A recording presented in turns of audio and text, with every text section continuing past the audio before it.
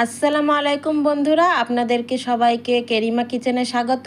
আমি আজকে কলার কাটলেট বানাবো। কলাগুলো প্রথমে আমি কেটে নিলাম, তারপরে কুকারে দিয়ে সেদ্ধ করে নেব। সেদ্ধ করা হয়ে গেলে খোসাগুলো ছাড়িয়ে নিতে হবে। এই আমি ছাড়িয়ে নিলাম। এবার মেখে নিলাম। এতে আমি কাঁচা পেঁয়াজ, শুকনো লঙ্কা বেরেস্তা করে কলার মধ্যে দিয়ে দেব। দিয়ে দেওয়ার পরে আপনাকে এটা ভালো করে মেখে নিতে হবে। তারপরে গুঁড়ো মশলাগুলো দিয়ে দেব।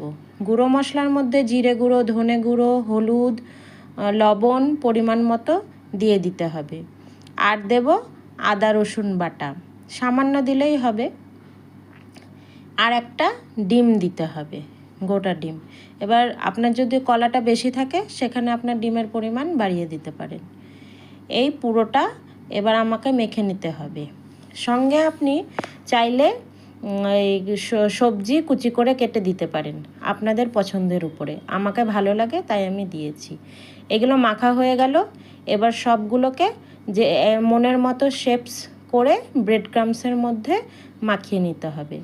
এবার একে একে আমি সবগুলো মাখিয়ে নিচ্ছি, তারপরে ভেজে নেব।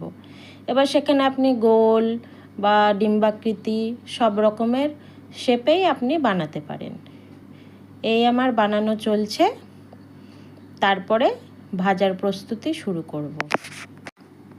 এই দেখুন প্রায় শেষের দিকে হয়ে এসছে। এবার কড়াইতে আমি তেলটা গরম করে নিলাম। এবার একে একে ছাড়ব। দেখবেন ভালোভাবে তেলটা যেন গরম হয়, তারপরে ছাড়বেন, না হলে লেগে যাওয়ার ভয় আছে। এই আমার হয়ে গেল দেওয়া। এবার আমি এটাকে উল্টে পাল্টে নেব। চলছে এখন। বেশ আমার প্রায় হয়ে এসছে। একটু বাদামি বাদামি রং হবে, দেখবেন আপনারা। ফ্রাই হয়ে গেলেই আমার কাটলেট কমপ্লিট। এই যে, আশা করি আপনাদের